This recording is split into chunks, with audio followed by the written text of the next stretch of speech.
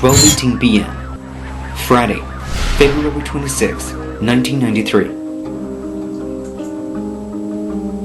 A massive explosion occurs in the public parking garage on one of the tallest buildings in the planet, the World Trade Center in New York City.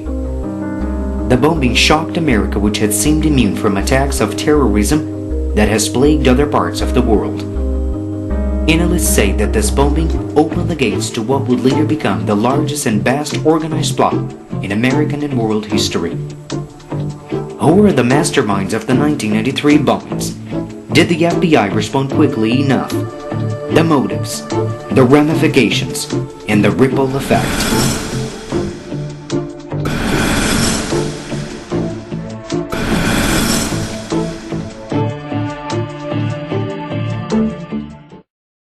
"16 years ago, at about 17 minutes past noon, a thunderous explosion rocked lower Manhattan. The epicenter was the parking garage beneath the World Trade Center, where a massive eruption carved out a nearly 100-foot crater, several stories deep and several more high. 6 people were killed almost instantly. Smoke and flames began filling the wound and streaming upward into the building. Those who were entrapped were soon pouring out of the building. Many were panic-stricken and covered in soot. More than 1,000 people were hurt in some way, some badly, with crushed limbs. As a small band of terrorists scurried away from the scene unnoticed, the FBI and its partners began staffing up a command center and preparing to send in a team to investigate. Their instincts told them that this was terrorism. They would be tracking Islamic fundamentalists in the city for months, and they would later learn they were tantalizingly close to encountering the planners of this attack. But hunches weren't enough. What was needed was definitive proof. The bombing of the World Trade Center has been totally eclipsed by the events of 9/11, which saw thousands killed, the collapse of both Twin Towers, and an all-out war on terror declared by the Western world. The terrorists would have it soon enough. The massive investigation that followed quickly uncovered a key bit of evidence.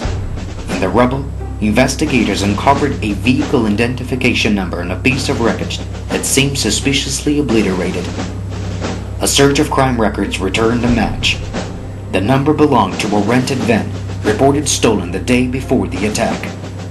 An Islamic fundamentalist named Mohammed Salameh had rented the vehicle, and on March 4th, an FBI SWAT team arrested him as he tried in vain to get his $400 deposit back.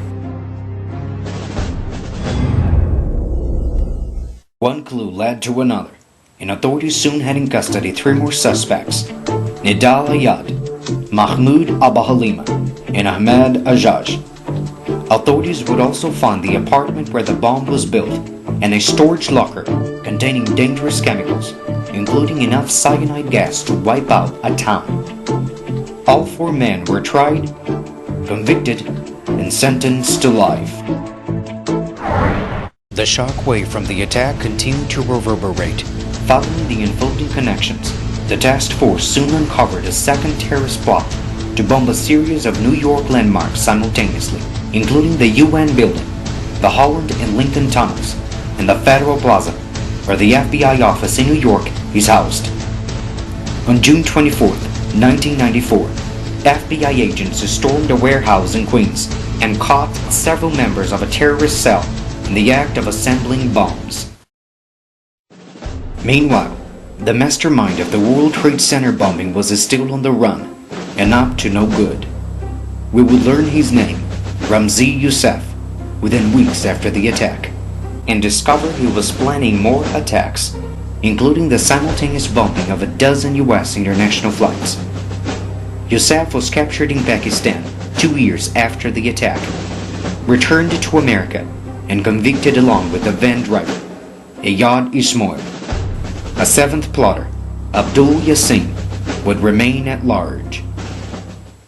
The site of the blast became one of the largest crime scenes in New York police history. Estimates showed property damage in excess of $500 million. The sense of fear and panic in the city was palpable. We later learned from Yosef that his trade center plot was far more sinister. He wanted the bomb to topple one tower, with the collapsing debris knocking down the second. The attack turned out to be something of a deadly dress rehearsal for 9/11.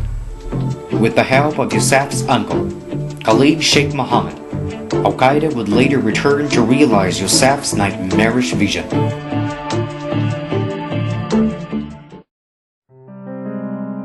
The Islamic group is believed to have links to Osama bin Laden's Al-Qaeda network, accused of carrying out the September 11th attacks. Indeed, many citizens, including law enforcement, thought of the investigation of the 1993 bombing of the World Trade Center as the case of the century. Analysts view it as a wake-up call to what would later become the deadliest terrorist attack in modern history. One of New York's main landmarks, one of the tallest buildings on the planet, would fatally change history, altering the way the world deals with terrorism and its adherents. In 1993, terrorists turned cars into deadly bombs in an effort to collapse the Twin Towers. Unsatisfied with the outcome, 8 years later they tried again. This time they turned airplanes into deadly projectiles, and it worked. Cars became deadly bombs. Airplanes became deadly rockets. What is next? And most importantly, are we ready?